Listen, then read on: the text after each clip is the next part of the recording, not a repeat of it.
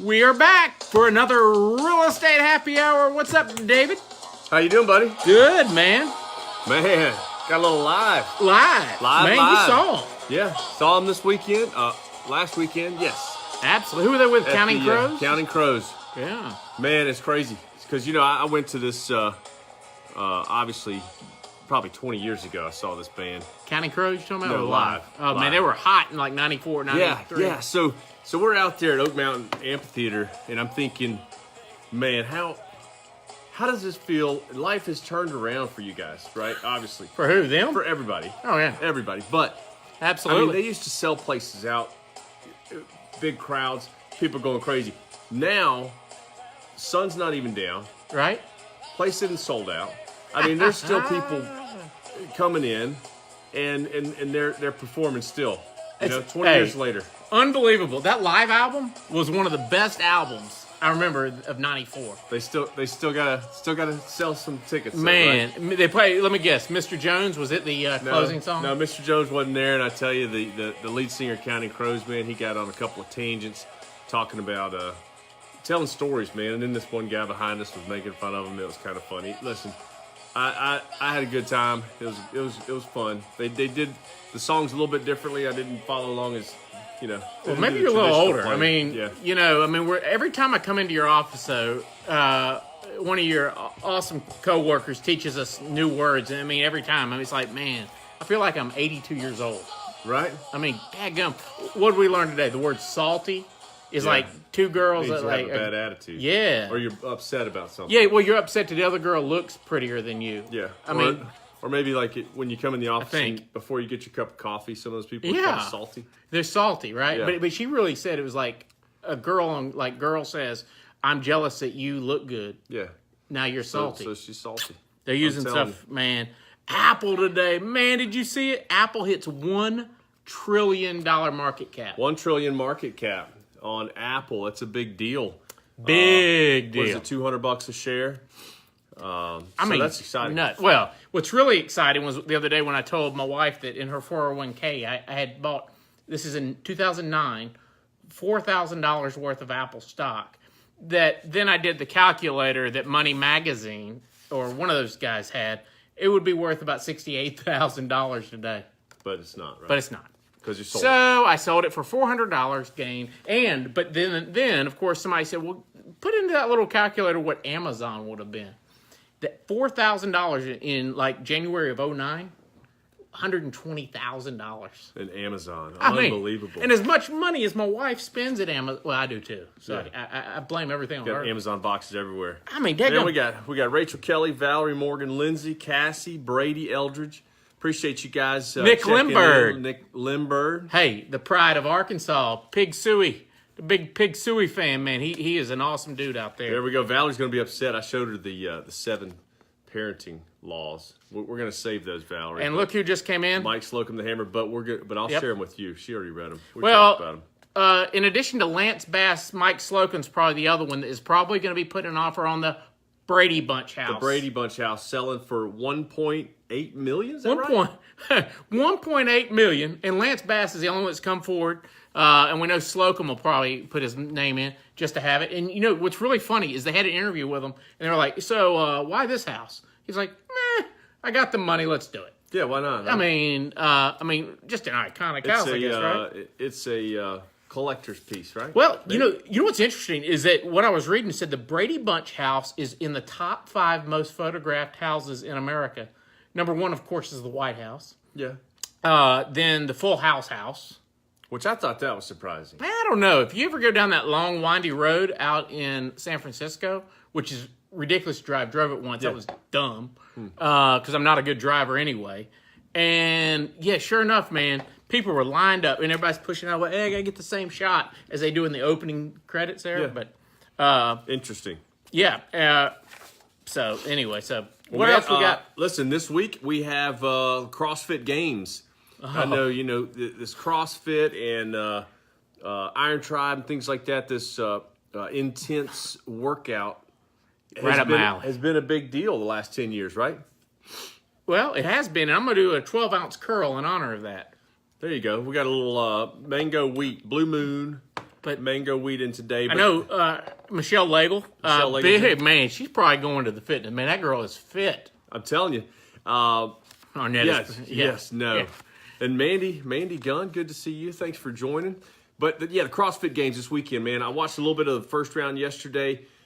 They had a marathon row, 3 hours on a row machine. Are you kidding me? Well, no, I wouldn't last. I mean, it's 3 minutes. ridiculous. Matt Fraser is the number one two-time defending champion for the men. Tia Toomey is the defending champion for the women. And I think Catherine McElroy just joined us. Hey, Catherine. She's a big CrossFitter, too, I think. Man, I'm telling you. I bet she's in the finals. Today, they're taking a day off because yesterday was so grueling, and then they'll pick it back up tomorrow, Friday, Saturday, and finish up Sunday. Should be fun. It's amazing that we've turned working out to where you're excited about watching this. Is this like ESPN? Man, no, actually. What is this like? It's not even covered. It's on the CBS Sports app. Slocum. Slocum says CrossFit's terrible, bad form. And David Upchurch, the pride of Charlotte. Good to see you, David. Couldn't make it in a real sport. Slocum, that's man, some of these dudes are crazy big, and I know the steroids and stuff has been popping. Oh, they up. already back in there? Well, they had one guy that finished third last year that got busted doing steroids, but I tell you, it's entertaining. I like watching. Hey, well, I mean, I just never thought in a million years that we would be. I mean, you're not the only one. Obviously, they don't just broadcast. Although I will say, in college, DeLon Anthony, how are you, man? Hope you're doing well. I just never thought, like, World's Strongest Man competition. Yeah. I mean, that used to be awesome. I mean, watching, what's his name from Auburn? I forget his name. That dude would be pulling a tractor trailer or whatever. Yeah. Well, they had these guys yesterday. They were doing this total. They had back squats, 500-pound back squat, and then 200-pound strict press, which is just straight up pushing it over your shoulders, and then a 500-plus-pound deadlift. Wow, I mean, man, guys are crazy, doing a ton of weight. That's nuts. Well, hey, talk to us a little bit about Bill Kazmaier. There you go, Slocum. Yeah. So here's the deal. I wanted to talk about a few stocks, right? Mix those in real quick, and one of them, that just can't get out of its own way is Wells Fargo. They paid what, $2 billion today? $2 billion in old mortgages. And this is the same company that Clark Howard keeps saying is a criminal enterprise masquerading as a bank. Now, that's not my words, that's Clark Howard's. But the problem is, every month we're hearing of another settlement. How much money do these guys have? $2 billion with a B. Man, $2 billion with a B today. They've been paying fees for credit cards. They paid fees for auto insurance. I think that they were selling incorrectly. It's nuts. All year. The funny thing, though, that blew me away today, looking at this today, the stock for the company, for Wells Fargo, amidst all the problems they've had this year. As bad as it gets. Down 3%.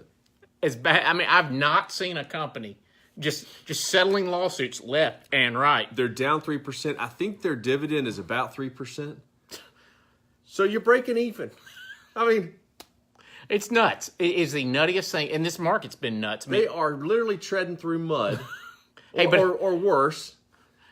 Well, my favorite is they don't lose any money. Have you seen the new commercial? They're wanting you to skip everything in between. We're going back to our roots. Oh yeah, redefine. Established in like 1908, reestablished in 2018. Disregard everything between 1850 and now. We ripped you off for 110 years. We won't do it again because it's a new day. Yeah, it's a brand new day. Oh man. Yeah, no kidding, Slocum. Slocum, even for you, that would have been a good one. You wouldn't have to have part of a jet sharing membership. You'd have owned a fleet of jets without settlement. Man, a couple of things I noticed today. GoPro, strangely enough, stock has never. I'm sorry. Since they had the big run up, stock has not done well. Finally, they didn't lose as much money, so they did well today. Tesla's up today. Tesla. I mean, wow. But you talk about a guy taking a hit. Elon Musk. Yeah, I mean. Man, I looked at the roller coaster of that stock over the last 6 months. I think it's been, there's $50 to $70 swings in the stock. And the stock today, I think, is $340. So big swings. So it's price. 270, 310, 280, 370. I mean. Hey, what have we been saying every week? We've been counting one stock since it was about $103. nailed earnings today. Royal Caribbean, One of Collier's favorites. right on up.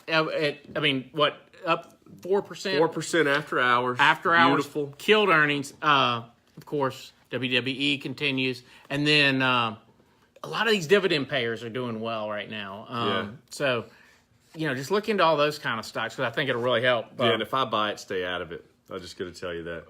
Yeah, no, there's no doubt about that. But I tell you, some of these closed-end funds, those type things, really good. So probably a good day in your 401k or your any of your retirement accounts today. No sign of it. What's really interesting is that if you think about Royal Caribbean, that's discretionary spending. That means people are, they have extra money. Absolutely. They're out there spending it. And so that's real important. Like Michael Bruno, he has the money. He wants to spend it. Oh, Bruno is always cruising. But this is what the Fed's been trying to do. This is what the government's been trying to do.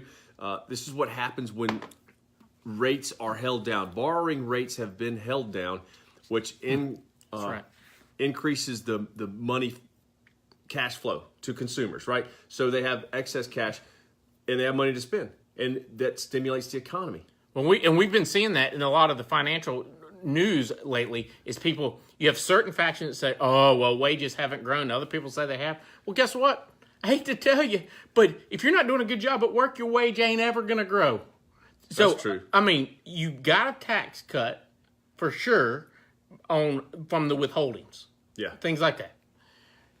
But my God, if you don't do a good job, the world just don't come to you. Right. And I think that's one of the problems. We're seeing a lot of people with this debate about whether wages are going up, wages going down, whatever. But look, wages are going up at least by inflation. Yeah, they have to. They have to. But want to welcome in Shannon Harper, Rachel Kelly back. She's been on and off a couple times. Chris Jones, Carrie Ballinger. Thank you guys for joining us. So on the heels of the economy doing great, it's even going to do better for two people. How do you throw the brakes on it? You put Tiger and Phil against each other. Well, that's true. That's true. We are going to have a little Tiger and Phil showdown in November. This is going to be winner takes all. Man, I couldn't believe it when I saw the headline. Oh, this is what takes me back to the old Skins game. If anybody remember, I remember growing up as a kid, and on Thanksgiving weekend, you'd watch a Skins game. It'd be 4 golfers against each other. Yeah. But, man, I remember thinking, he's going to get $100,000. Man, they're going to be mic'd up so you can hear them talking trash, which is going to be really entertaining, I'm sure. It's going to be, I know, y'all sit down for this one. It's a shocker of where it's going to be held. Las Vegas. Oh, yeah. Of course. It'll be bet on. So they're going to be mic'd up. They're going to be talking trash. $10 million purse goes to the winner. Yeah. I have a feeling most women are going to be pulling for Phil. What do you think? Yeah. Yeah. I know my wife will. They are going to make a mint, though, between the TV ratings. They got to. Unbelievable. Unbelievable. Hey, Rachel Kelly, you've come back for the 19th time. We know you love it, so there you go. That's how we get all of our. That's how we get all of our views. Yeah, that's right. This girl just keeps coming right back. Well, let's talk about the buyers. Where things are about to get tougher. Man, home buyers, that is. Yeah. What's going on? Buyers have had a tough year already. Rates jumped up from end of last year. We were high 3s, right? 4%. Worst case scenario, interest rate on a 30-year fixed. This year, we have moved all the way up to really close to 5%. Some people are at 5%. 4.5 for most of the year, 4.75 for a lot of people. So we've been in this range of 4.625, 4.875, kind of hovering around 4.75. Absolutely. And that's a 0.75 of a point move in interest rate. Now, every house they go and look at has 10 contracts on it. They do right now. Yeah. And I've been working with sellers now that go, why is my house not selling? Hey, it's overpriced. It's 2 words. It's overpriced. It's overpriced to be one word. And I'm telling you, these things have started happening. Obviously the interest rates have been down and haven't had this kind of a move in 10 years. We haven't seen this kind of competition over houses, I don't think, in a long time. No, not in a with real 6, long time. 8, 10, 14 contracts on a house. So we go through a long period where it's all buyer's market. We've had, 6 to 8 months of a seller's market. Absolutely. Some people right now are anticipating that everything's about to change. So they're saying nationally that home prices topped out in March. Yeah, what we looked at these numbers from that, once you brought this, and one thing we found was that Birmingham has stayed, we haven't swung. We never swung with the pendulum like San Francisco, Phoenix, even the big city, Nashville even swung bigger, Atlanta, Miami, those cities. But does it affect us? Of course it does. But you didn't lose 80% of your home value. Right. You lost 30% of your home's value. And so what we're saying, though, right now is that we're about to get into a situation where I don't want to call it a crisis, but it's going to be tough. Yeah, but and Birmingham is not abnormal or atypical, right? We're still going to feel the ebbs and flows of the real estate market, the national real estate market. We're just not going to hit the extremes. We're not going to hit the extreme highs or the extreme lows. Absolutely. But we're still going to see the same trends. So what they're saying is that prices topped out, inventory bottomed out. Okay? That's so now, bottomed out for sure. So now inventory's coming back up. Prices are coming down. So they're saying sellers, if you're thinking about selling your house at any time in the near future, now's the time to do it. It is, because we're finding that what's happened is we have all this demand out there, very high demand. We still do. But what's happening is they're starting to get back into a routine with school coming up and all that, and they're going to have to go somewhere. And what happens when you go somewhere? You create a commitment, whether it be a lease, moving in with somebody. I mean, moving is costly. It is. And I think, another problem that sellers might have with some of these things you're talking about, some of these buyers might be tired of playing this game. And they might say, I've had enough. I'm staying where I'm at. We're getting them back into school. We'll wait until the spring. We'll wait, get through the holidays. Especially women when we know women. Tara Lynn Bird, the other pride of Arkansas, is here. Well, the better half of the two, better looking half of those two. But no, women are driving that buying decision, and they're not going to deal with it right now when school's starting, going into the holidays. They don't want to disrupt the family, and so what we're going to find, I think, is inventories continuing to shrink, because I don't see any motivator to push somebody out of the market. Well, why would you if you have nowhere to go? Yeah. Now, the other thing that people are talking about is don't be mistaken. If you're looking to sell your house here into this market, don't look back at March and say, well, I'm going to get 10 offers. The market is super hot. I can put it up. The house down the street, add 5,000 to it, and I'll just list it there. That's not going to happen. If you keep with that mentality and you don't change what the market's going on right now, your house is going to sit. And what happens then? Well, it sits, and you're wondering why you haven't sold, but everybody has. Then you'll blame everybody but yourself, which really is if you're selling your home and it doesn't sell in this market, look square in the eye at you and know that you didn't price it right or you didn't have it in the right condition, because there is no reason that you should sit on the market in this market, especially when you got competent representation. I just don't see how you could in an environment where high demand. Yeah, and I think knowing this stuff as a seller, they're on the beach. Yes, I think knowing this stuff as a seller is important. You got to have good representation, but you got to come to the market at the right price and be expecting this stuff. Don't think about 6-8 months ago when how the market was. Well, and that's where I think a lot of agents that don't have how would I say this? Don't have a lot of experience. Will start throwing out. They need to know the market right now. You don't need an agent or a mortgage lender that's going to regurgitate something that they've read from 6 months ago as a sales point for today. Just like the stock market is in a different position from 6 months ago, different things happen. Market shifts, right? You look pre-tax cuts to post-tax cuts. I mean, that happened one day. The next day, we were in a totally different interest rate environment and market environment. So I think if you're looking to sell, now's the time to get back in. And quite frankly, I've always been a contrarian of saying get into the market while everybody else is out. So if everybody leaves, you stay in. Yeah. You should drive you should drive a lot of buyers to your home, and ultimately you'll sell fast. Because you really, truly, right now, stuff's either selling really, really fast or it's sitting. Mm-hmm.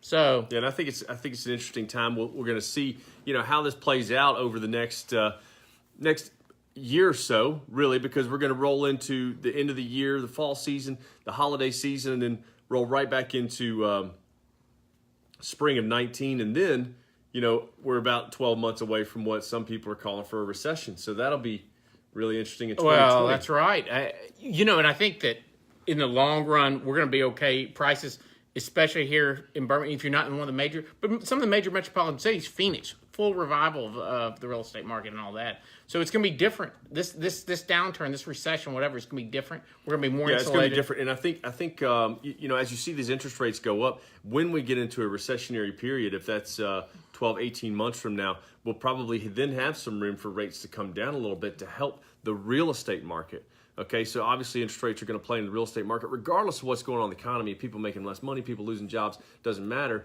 If there's still affordability, we can still create and help affordability with those rates coming down. Well, and one of the big unique things that we're noticing, and I know you are as well, is there are situations where with this low supply, high demand economy in real estate that we're talking about, appraisers are still being appraisers. And what we're finding that you still got to price according. You can't just go, oh my gosh, I have a $200,000 house. I'm going to put $250,000 on the house.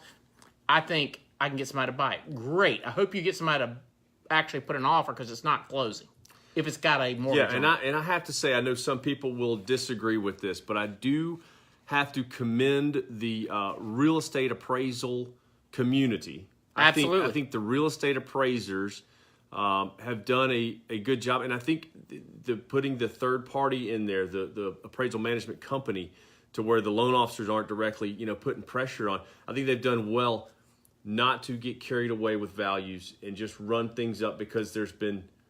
But there have been times where I got to tell you, I mean, there are, just like there are good agents and good lenders. I mean, Tom Horn was sitting here a few weeks ago saying there are good appraisers and there's bad appraisers, and I think sometimes the bank's got to be a little bit more understanding when we can provide real evidence. Oh, true. Yeah, absolutely. It's not because they're fallible just like the rest of us. Yeah. Because one of the biggest things we get, matter of fact, you and I had a customer yesterday asking about that. And the question became, they saw active properties or they saw, that house down the street sold for X. Mm-hmm. Well, you got to have context for that. You can't blindly just start pointing out every house you thought. Because, quite frankly, most people are lying when they tell you how much their house sold for. They don't tell you the $10,000 that they gave away as closing costs. But yeah. And some of those situations, it is arguable. You can't look at the appraisal and say, and I don't feel like my house is comparable to that house, or it is more comparable to one that's sold higher. So, and it might be true. Same customer had the feeling that said, look, I could probably go out and sell my house for X, but I'm only getting an appraisal here. That might be true. Yeah, it's going to be interesting as we head in, and we're seeing, just a movement in this market, which is good. We've sounded kind of negative on the market, but it's not really negative. It's just a shift. I think it's not. I don't think it's negative. I think it's interesting. I just love to see it play out because things had to change, right? Interest rates didn't move. We were from 4%. The average over the last 10 years for interest rates 4.5%. Right now we're a little bit above 4.5%. So for 10 years, and we went from maybe I think 3.25, 3.5 was about the low for the 30-year fixed. A few people might have gotten in lower than that, but that's not a big swing for interest rates over a 10-year period. 1%. Well, that's right. So things had to change, and I think loans are better. The loans we're putting together are better. Absolutely. So we don't have the crazy loans. I like it. I like what's going on. Well, and the other thing to keep in mind is the factor that new construction has into it. And what's happened over the last 8 years or so is that new construction started chasing the money. What happened, land went up, land values went up. So they had to acquire property at a much higher price. So then what do? They have to build bigger and better housing, right? They have to go into certain areas. And so at least in our area, what we're finding is that there's not a lot. They've kind of forgotten about that first-time home buyer, right? So your inventory is limited if that's going to be lost. I mean, you have builders, national builders like D.R. Horton that just kind of ditched that market, and we're getting into the $300,000-$400,000 housing market. Yeah, and I think once this does turn, once it cycles through, and let's say we do have a recession in 18 months, I think you're still going to have a strong real estate market that is able. We're still able to have we're not going to take the kind of hits because the loans are going to be a lot better than we've had in the past. We won't have the foreclosure issues. We're still going to have the same old traditional reasons why people buy and sell houses, right? Their families are getting bigger, or they're downsizing, they're moving, buying their first home, first-time home buyers. I mean, or you promised your wife 6 years ago you would move, yeah, but you're paying too much down on your mortgage. Yeah, I don't know who that would be. That would be this guy. But one day we'll move, maybe. Well, hey. As long as that doesn't cut into the cruise budget. No. Can't cut into the cruise budget. No way. No. Or the drink package, or the gratuities covered, all that mess. Travis Mitchell just joined us, Carrie Fife Sumner. Well, we're just wrapping up. I appreciate you guys checking in. Yep, the new Facebook page already has stuff up there. Yep. We haven't totally done a full release on because we're trying to tweak some things. So look for that, the Real Estate Happy Hour page. Yep, going big time. We got our new gear is just getting together. Not using it yet, but we got a new camera. New camera. Looks kind of fancy. Yeah, well, there it is. Yeah. It's a Mevo camera. We'll be able to simulcast to YouTube. So you guys will all be able to say, I used to see those guys back when they were still... Yeah, we were... As David said, our new tagline is, we're kind of a big deal. Let's see if that sticks. Yeah. All right, well, we'll see y'all next Thursday, 4 o'clock. Yes. 5 o'clock Eastern time. That's right. Thank you guys for tuning in. All right, we'll see y'all next week. Have a good week. See you later.